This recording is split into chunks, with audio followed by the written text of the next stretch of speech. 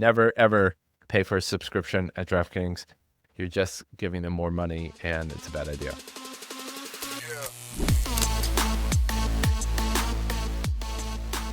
The Business of Betting podcast is presented by Optimove, the #1 CRM marketing solution for the iGaming industry. 4 out of the top 5 U.S. operators personalize player experiences with Optimove, the #1 CRM marketing solution for the iGaming industry. Learn more about Optimove by requesting a demo at optimove.com/businessofbetting. And if you like what you see, you will get your first month free. What is up, everybody? I am Jason Trost, the host of the Business of Betting podcast. Today is episode 234. We're going to do office hours. It's 2025. I'm back in the seat, back after a long holiday. What have I been up to? My parents flew over from the United States. My parents live in Connecticut, not too far from where I grew up.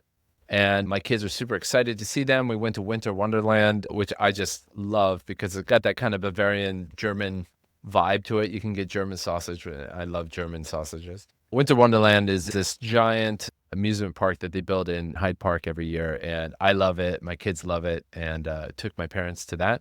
Did Christmas together. I made barbacoa because I've been dreaming of making sort of slow-cooked meat as my first time. It turned out fantastic. I cooked it for 8 hours, kind of by accident, not intentionally. I just wanted to have really good meat that was cooked low and slow. But I was like, well, if you have barbacoa, you might as well have lime and tortillas. And so we ended up having a Mexican food Christmas, which was fantastic to eat in London.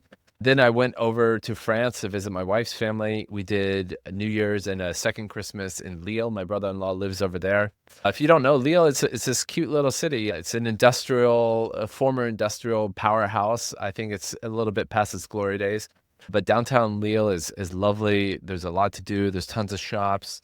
And my brother-in-law has renovated this old townhouse in the middle of town. And it's really a beautiful house. And it was nice to see everybody back in, the French family all together. So it was a very nice holiday. Oh, yeah. We took normally we take when we drive to France because it's easier with the young kids to take the car.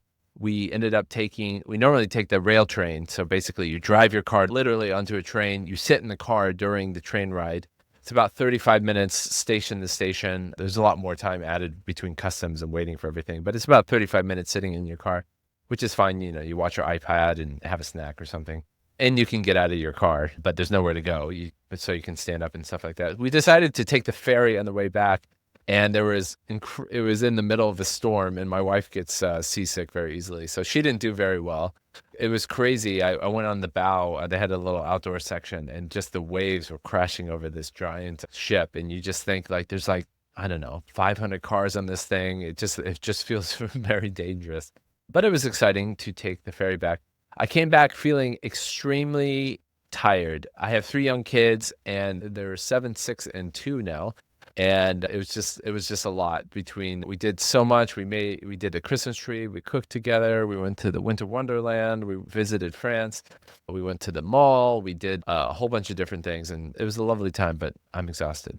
But very excited for 2025. So let's jump into the questions and see what is going on. Question number 1. DraftKings is back in the headline with another attempt to monetize in a unique way. Last time it was the surcharge in high tax states, which they ultimately reversed the decision on, which I called, by the way. This time it's a monthly subscription fee to receive improved parlay odds for $20 per month. Customers in New York can boost their parlay winnings on a sliding scale. Reaction has been mixed. Some think it's a genuinely innovative idea, but most reaction has been critical, ranging from criticism that it promotes high-margin products to claims that it's a clever way to circumvent tax on gaming revenue. What are your overall thoughts about this latest move by DraftKings, and where do you sit on the debate? Well, I don't think it's a secret. Maybe it's an open secret, but if you are a bettor and you don't know, you're getting ripped off every time you're betting on these types of bets. The average margin, I would say, is 20-30%, which is, to me, it's insane. For every $100 you bet, you're on average losing $20-30. Sometimes I think more.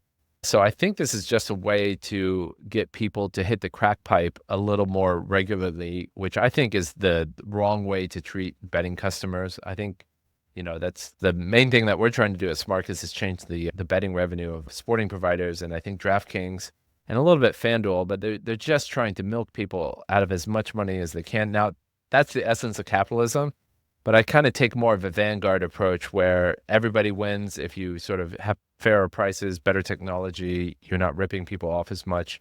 Vanguard gets rich, the investor gets rich, and the traditional mutual fund broker who charged all these fees loses out. And I think in this case, DraftKings is taking advantage of people. I think it's a horrible thing for them to do. I mean, obviously they should be allowed to do it, but I think it's a horrible thing to do. And never, ever pay for a subscription at DraftKings. You're just giving them more money, and it's a bad idea. Question number 2. Bet365 annual report were recently released, and the results are huge. Revenue grew from 3.4 billion to 3.7 billion, and pre-tax profit was 626 million pounds compared with 60 million pre-tax loss the year before. Bet365 are a juggernaut, an operator that many other operators look up to and aspire to emulate. In your role as CEO, what operators do you look most up to, and why? Well, I think Bet365 is a super interesting case. So if you take their revenue, they make 3 to 4 billion pounds revenue. The online sports betting market in the UK is about 2 billion pounds a year. And, I think Bet365 might have 20% market share, give or take, in the UK. So that begs the question, where is Bet365 making all this money from? So I think one of the big things that goes unspoken in this industry is it's alleged that Bet365 makes a lot of money from China and other places that they should not be taking bets. I don't know why that the UKGC doesn't, they allow this. I don't know why they're able to continue operating in all these gray markets. You can just tell by how much money they're making in sports betting. The legal markets that they're able to service, this is a bigger amount of money than is available in the legal markets. So they're getting money from some place that they're not supposed to be. So, they figured out a loophole. The government doesn't want to do anything about it, and they keep doing this. And Denise Coates is able to keep paying herself these crazy dividends, which makes the, Sunday Financial Times and all these things for how big of a paycheck she gets. So that's the downside. I think Bet365 is skiing off-piste, and they get away with it. Now, what Bet365 does really well, their product's amazing. They're a very, very good product. Well, I think amazing might be too strong of a word, but it's very good. It's a very good product. It's very solid, never breaks. It feels like it loads very quickly. They always have odds on everything. They've solved a lot of the hard problems in sports betting very, very well, better than pretty much anyone. And I tip my hat to them for that perspective. I don't know who made the decision or why they made the decision, but it was clear that they made the decision early on, the company, to do a lot of their tech in-house, which is something that I'm a big fan of. And I think that that has paid dividends for them. And you can kind of tell by using their product that it's a lot better than the other competitors. So I am impressed by the way that they've executed their product. Now, I think that they've kind of plateaued. The product's kind of plateaued and kind of does one thing. And it's a little bit like the Zoolander, like they can only turn left. Like they do sports betting. They do it very well, but they only do this one thing in sports betting. But I'm impressed that they've executed that really well. They're probably the main ones I respect. I respect old school Betfair. I think what Betfair did for the industry was mind blowing and really blew open the industry. I think they kind of didn't continue that innovation down the line, but in the early 2000s, I think Betfair was a trailblazer and they really opened things up and really changed the industry. But I think recently that they haven't done much with the exchange, which is a shame. So I would say Bet365 and Betfair are two of the companies that I kind of look to most. There's a few betting syndicates I really respect, but they're kind of under the radar. People don't know their names. But some of the betting syndicates have quite well technology setups that I think is a pretty cool execution of technology in the old school industry. Question number 3. It has now been 2 months since the election results, and we're just a couple weeks away from Donald Trump becoming the 47th president. You've been public on the podcast that you support the Democrats, and you're vocal in your support for Kamala Harris. How do you feel about the election results now that you've had some time to digest it? How do you feel about Trump's key appointments so far? And what do you expect from his new initiatives like Doge? Well, wow. So I have lots of feelings on this, as you might imagine. The first thing I will say is I was crushed in 2016. And I don't think I'm unique in this, but I think after Kamala lost, I wasn't as bummed as I thought I would be. So I think she lost fair and square, and I think she lost by a lot. And I think it was a very clear result. So one of the things I was happy about is that it wasn't an ambiguous result and that it wasn't a contested result. So I was happy for my country that there was peace, there will be a peaceful transfer of power, and that the results, the people have spoken very clearly. They didn't want the Democrats as running the executive function and the legislative function, to be honest.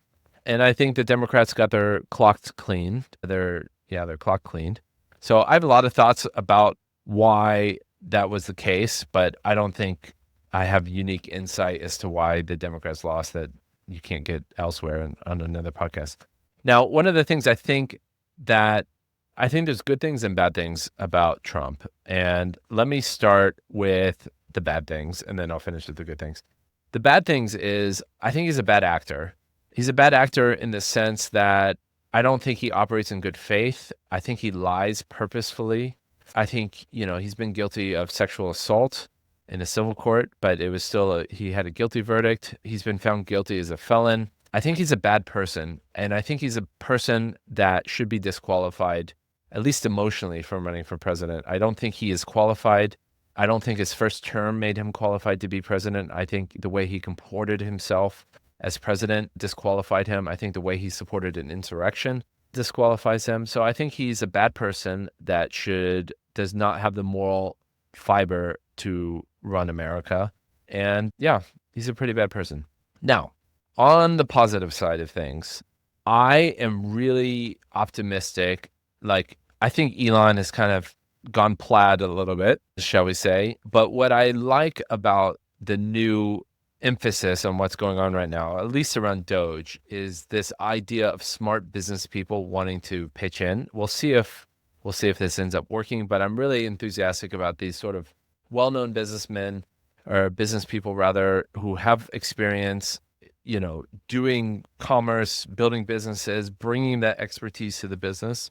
I think one fair knock against the Democrats is they tend to be a lot of lifelong politicians and not that many people with outside experience in other businesses. One of the Democrats who I think deserves a lot of credit this last cycle was Dean Phillips. He stood up and railed against Biden in his age way before it was okay to say that, at least on the left. And, if you look at Dean Phillips, he was an entrepreneur. He founded a beverage company that was very successful. I think government needs more people that worked in the private sector, have a variety of things. I'm pretty sure Kamala Harris has only worked for government. And I'm not saying that you can't have an illustrious, well-intentioned career just being within government, but I think there is a lot of value coming from outside of government. And what I like about the new administration, or at least a lot of it, is people that are not traditionally from government bringing their ideas to bear inside government. I think there's a lot of ways that you can improve the government, whether it's decrease spending, making things more efficient. I'm cautiously optimistic about that. Now, I don't think they're going to succeed. The reason I don't think that they're going to succeed is because the United States government spends around $6 trillion a year. About 2/3 of that is entitlements. So Social Security and Medicare, Medicaid, and all these programs that the government has that no politician wants to touch. Even in the Elon Trump tent, they're saying they're not going to touch Medicare and Social Security. Like, for example, Social Security, rich people should not be getting Social Security. But in America, no matter what your financial situation is, everybody gets Social Security, and we can't afford it. But they're saying they don't want to touch that. Now, I politically understand that, because no politician would ever say that. But I think if they want to do the hard things, they should start looking at Medicare and Social Security, because, like I said, that's 2/3 of where the budget is going. I think they're going to focus on sort of like stuff that makes a lot of headlines on Fox News. Like, if Republicans want to talk about getting rid of the Department of Education over and over again. The Department of Education, I could be off, but I looked, they employ 4,000 people, and their budget is minuscule compared to the size of the federal government. So yeah, fine, close the Department of Education, but they're not going to be getting real savings about that. The defense budget is around $800 billion. So if you think of, like, we're spending $6 trillion a year, they're spending about, 15% of our budget on defense. If you cut the defense budget in half, which is great, like maybe they make it more efficient, they've only saved 7% of our spending. So I think they're going to struggle to make real impactful change in our spending. As an American, I want them to be successful. I want our government to be more efficient. And I do think, I give David Friedberg from the All In podcast a lot of credit for bringing this up over and over again. The current path that we're on of this debt spending in America is unsustainable, as it is in the rest of the Western world, or even in China and other places. Many governments around the world have out of control spending, and the tax revenue is going down and the spending's going up, and the chickens are gonna come home to roost at some point. So I'm optimistic that the new administration can bend the curve so that we can get more responsible about the way we spend our money. But I don't think that they were going to be successful, because I don't think that they have the willingness to go after the big spending items that nobody wants to touch. Question number 4. What are your New Year's resolutions? Any predictions for how the sports betting industry might get shaken up in 2025? I'm 44 years old, and I don't know if I'm at that age, or I have kids, or Brian Johnson's popularized it. I don't know, but I'm in a huge health kick. I haven't had a drink in 18 months. I work out 5 days a week, and I've been on a really good path health-wise. I read Peter Attia's Outlive book, and I couldn't recommend that book more if you kind of want to get your health on track and understand what's important in terms of longevity and health span. One of the things that I talked about with my coach, Liam, who was on a few podcasts ago, he talks about things that you're addicted to. And one of the things I really want to improve is I'm addicted to this thing, my phone. I touch it way too often. I'm on my phone way too late. I waste a lot of time using my portable device. So one of my New Year's resolutions is to have no screens in my bedroom. And I'm an introvert. And one of the ways that I've coped with being an introvert is whether it was a laptop, iPad, or my phone, I've always watched things in bed. I've loved it. The stillness of the night, watching a documentary, a movie. I love staying up late. I'm a night person. And that kind of calm that comes from having uninterrupted and potentially unlimited time to myself, going up into the night, was such a thing I look forward to every day. The downside was it really impacts my sleep. Obviously, using screens before bed is awful for you. And it's no secret that, wakes your brain up, the light and all this kind of stuff.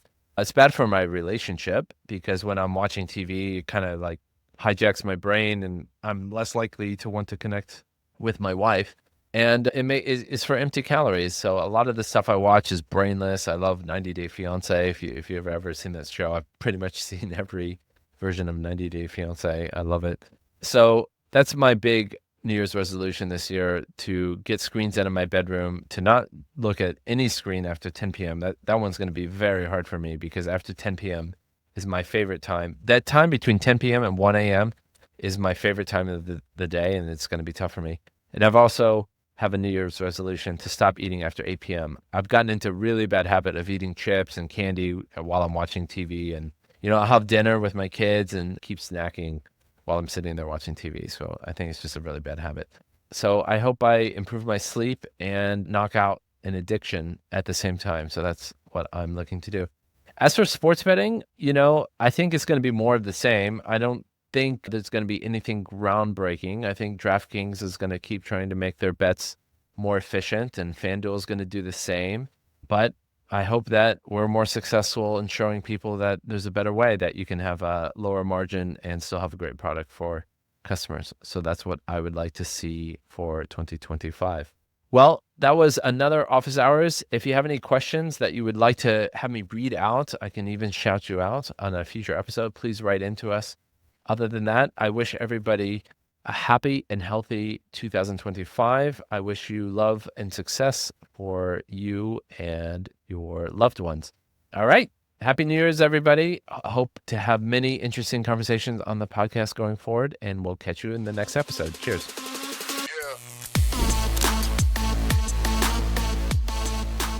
The Business of Betting podcast is presented by Optimove, the #1 CRM marketing solution for the iGaming industry.